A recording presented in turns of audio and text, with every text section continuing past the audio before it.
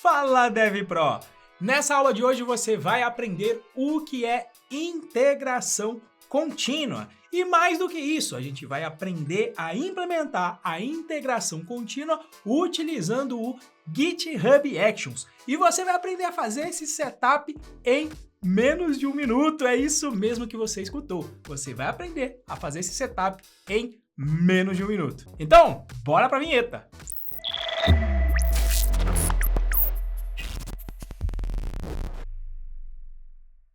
Bom, integração contínua é a tradução do termo em inglês que se chama Continuous Integration. Por conta disso, em inglês você tem as letras C e I. Então, falando C e I em inglês, você vai falar a letra C, C, e a letra I, CI. E normalmente é assim que você vai escutar o termo integração contínua, mesmo na comunidade brasileira, o tal do CI. A integração contínua é uma prática essencial do desenvolvimento de software, que visa em automatizar tarefas de controle de estilo do seu código, testes automáticos e build do seu sistema e até mesmo publicação das suas aplicações web. Todas essas validações serão executadas dentro do seu projeto, do seu repositório no GitHub. E essencialmente, quem não manja de integração contínua não pode dizer que deixou de ser um Dev Júnior. Para você ser pleno e sênior, você tem que manjar de integração contínua. Na prática, como vai funcionar? A gente vai ter o que se chama de servidor de integração contínua, o que nada mais é do que um Linux onde a gente vai poder executar os comandos para validar e atestar a qualidade do nosso projeto. Então, se é Linux, todo o conhecimento que a gente aprendeu na trilha fundamental sobre terminal do Linux precisa ser conhecido, e eu vou deixar o link aqui na descrição se você precisar dar uma refrescada nesses conceitos. Mas então, já que se trata de Linux, vamos entender o fundamental do que vai acontecer nesse servidor de integração contínua. Bora aqui para nossa tela. Bom, todo comando Linux, ele sempre retorna um valor numérico indicando se ele executou com sucesso ou não. Se ele executa com sucesso, ele vai retornar o código numérico 0. Pode lembrar assim com o mnemônico de 0 problemas aconteceram durante a execução desse programa aqui. Agora, se for retornado um número diferente de 0, isso indica que teve algum problema no processo de execução e normalmente esse código numérico, dependendo do programa, vai ter na documentação o que ele representa e como consertar. Para você entender o que eu estou falando, vamos fazer o seguinte. Eu vou dar um ls na raiz do meu sistema e todo sistema Linux tem uma raiz. Este comando executou corretamente. Eu tenho a pista de que ele executou porque ele lista os meus diretórios, mas eu também consigo conferir esse código de saída. Como? Eu vou rodar o comando echo $, que é onde o Linux armazena esse valor retornado por este comando aqui de cima. Então, quando eu executo isso, olha lá, ele me disse que teve 0 problema, código 0. Agora, se eu por acaso tentar listar um diretório que não existe, o que vai acontecer? Já que esse diretório não existe, ele não consegue listar o seu conteúdo. Veja que até no terminal aqui do VS Code ele colocou um vermelhinho, ele já sabe que teve erro, já até me disse aqui que, olha, o erro tem código 2. Mas, se eu executar o comando echo novamente, o que ele vai me apresentar? Justamente o código de erro 2 que aconteceu neste comando aqui. Então, é utilizando esta interface simples que você vai configurar o seu servidor de integração contínua.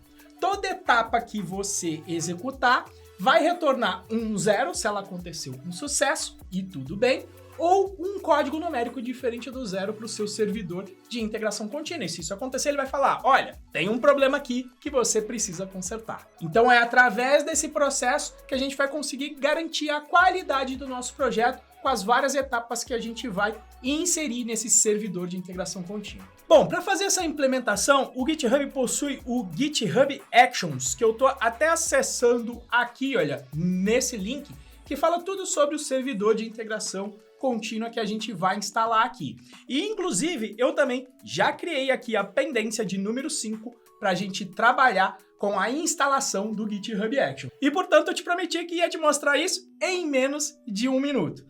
Então, deixa eu vir aqui para o meu code e aí a gente vai começar a medir aqui o tempo. Bom, a primeira coisa que você vai ter que fazer é simplesmente criar uma pasta aqui dentro do seu projeto chamada .github/workflows. Depois que você fizer isso, você vai simplesmente criar um arquivo chamado Django_ci.iml. Depois disso, você vai colar dentro deste arquivo os seus comandos configurando o seu CI, como eu tenho aqui. Então, como eu havia prometido, aqui está a instalação do CI em menos de 1 minuto. Na realidade aqui, olha, deu menos de 40 segundos para você instalar o CI no seu repositório. Mas apesar aqui do clickbait que você deve ter caído, vamos entender mais um pouquinho como que isso funciona. Basicamente, esse daqui é um arquivo de configuração do servidor de CI já embutido no GitHub, que se chama GitHub Actions. Vamos entender aqui esse formato YAML, tá? Que inclusive é um pouco parecido aí com Python na medida que você normalmente identa aqui esse valor. Então, nesta tag name que está aqui, você vai colocar o nome do seu processo de build que eu chamei aqui de Django CI. O segundo passo aqui nesse on são os momentos em que essas etapas vão rodar quando você enviar código para o seu repositório. E aí, quais são os momentos que eu pedi para ele rodar? Quando o usuário abrir um pull request qualquer, em qualquer branch, aqui nesse caso, ou se o usuário também fizer um push direto para a branch main. Não recomendo, já configurei aqui na aula que a gente teve sobre GitHub para não permitir fazer isso na main, mas caso aconteça, essas etapas também vão rodar nesse código que enviarem para mim. Depois disso, vem a definição do que a gente vai rodar para garantir a qualidade do nosso projeto. Então, a primeira parte que eu coloquei aqui é do build, que do inglês vem de construção. A primeira coisa é que a gente diz qual é o Linux em que eu vou rodar esse servidor de integração contínua. No caso aqui eu vou rodar no Ubuntu, que é o mesmo sistema que eu estou utilizando aqui no WSL Ubuntu. Então vou manter o mesmo sistema para manter a maior compatibilidade possível entre o CI e o meu ambiente de desenvolvimento local, e também quando eu for fazer o deploy disso vai estar também rodando em um Linux, de preferência o Ubuntu. Depois eu coloco aqui em steps os passos que eu vou ter que executar para conseguir validar a qualidade do meu código. Este primeiro passo aqui vai usar essa ação que está definida em outro repositório, que é lá no github/checkout@v3, ou seja, a versão V3 de checkout. O que isso aqui está fazendo? Ele vai buscar o código do nosso repositório que está aqui e vai instalar dentro desse Linux, porque sem o código ele não vai conseguir executar nada. E aqui a única coisa que eu pedi para ele não trazer todo o histórico do Git. Normalmente você só quer o último commit para poder testar tudo. Então isso aqui é para melhorar a eficiência com que você vai baixar os arquivos do seu projeto. Depois que eu já tenho o meu código fonte, eu posso rodar os comandos que eu quero para definir aqui a qualidade, que aqui não está definindo, aqui não está ajudando a definir qualidade nenhuma. Eu só quero que você entenda como funciona o CI, justamente utilizando aqueles exemplos que eu mostrei no terminal do Linux, que inclusive é o método que eu uso. Primeiro eu testo o comando no meu terminal do Linux, e se funcionou lá, provavelmente vai funcionar aqui também. Então como funciona? Eu coloco aqui no step um nome e dou uma descrição do que eu vou fazer, que nesse caso aqui foi aquele comando de sucesso, quando eu pedi para listar os diretórios ls/aqui. Ou seja, ele vai executar este comando e verificar se o código foi de sucesso ou não. Se der falha, ele já vai parar nesse passo aqui. Depois eu coloquei um segundo passo, só para a gente ver acontecendo, que é aquele comando que falha, quando eu vou tentar listar os diretórios de uma pasta que não existe. Uma vez que você tenha salvado isso aqui, lembra que eu pedi para ele rodar esses passos se tivesse um pull request. Então agora a gente vai para o processo de Git, de criação de um pull request, não diferente do que a gente fez nas aulas de Git da trilha fundamental. Então, vamos lá. Git status para ver o que mudou. Maravilha, eu tinha modificado o meu README para ter justamente o link dessas videoaulas que a gente está vendo aqui. Então, beleza. E o meu ponto .github, que é a pasta onde eu criei o nosso arquivo de integração contínua aqui. Então, vamos lá. Git add ponto, git status para ver se foi tudo ok, maravilha. Git commit para colocar a minha mensagem de commit, implementado CI básico. Aqui já vamos fechar a pendência de número 5 que eu tinha aberto nas issues lá do GitHub.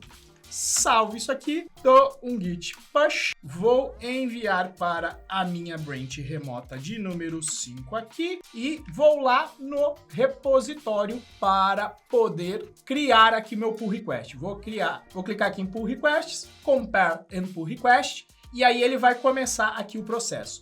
Veja que agora que eu começo meu processo, se eu for aqui em checks, ele está começando o chamado job.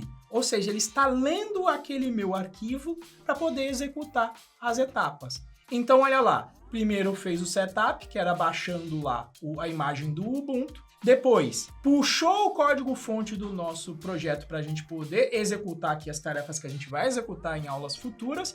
E depois executou os 2 comandos que eu tinha colocado lá nos steps. O comando de sucesso, que como retornou um código diferente de 0, inclusive listou para mim o que tem no meu CI aqui disponível na raiz. E depois o comando de falha, que deu erro, e o que deu falha aqui. Então, eu ainda não fiz nada de útil aqui nessa aula em si, mas a ideia é que o meu CI já está configurado para eu inserir os comandos que vão garantir e melhorar a qualidade do meu projeto. Ou seja, quando eu mandar na realidade aqui então os meus PRs, agora eles vão vir com esses checks. E eu posso, inclusive, não permitir que a turma coloque código e esteja quebrando algum processo de qualidade que esteja passando aqui. Então isso já é um alarme em que o dev vai poder olhar os detalhes e aí vai consertar o problema. Óbvio que o consertar o problema aqui agora é simplesmente tirar o comando de falha aqui que a gente tinha colocado. Depois a gente vai colocar outros que serão mais úteis em outras aulas. Então vamos aqui, ó, git status. Modifiquei só isso, git add ponto para adicionar tudo, git commit amend para sobrescrever o commit que eu já tinha enviado, pode manter a mesma mensagem aqui, git push -f porque eu alterei aqui o histórico. Então, quando eu mando a minha mudança, o que ele vai fazer? Tá vendo aqui, olha? Ele vai rodar aquelas etapas de garantia de qualidade de novo. Então, olha lá, ficou amarelinho, ele tá rodando. Se a gente entrar nos detalhes, a gente consegue ver a execução. A ideia é que agora eu tirei aquele comando de falha, então se tudo deu certo, o sinalzinho de build vai ficar verde, o que vai me permitir, então, ó, vou atualizar a página aqui do PR, fazer o rebase e merge. Então, DevPro, o resumo simples dessa aula é: você aprendeu o que é o processo de integração contínua e aprendeu a fazer o setup do GitHub Actions, que é o servidor de integração contínua que já vem embutido no GitHub, que você configura com apenas um arquivo. Então, relembro que você, para aprender, precisa, olha, digitar. Pare agora aqui essa aula, vá lá no seu repositório e configure o seu servidor de integração contínua, porque vai ser com essa base que a gente vai colocar comandos que vão realmente assegurar a qualidade do nosso código, o que vai ser feito nas próximas aulas aqui do nosso curso Django para profissionais. Te aguardo, até a próxima aula.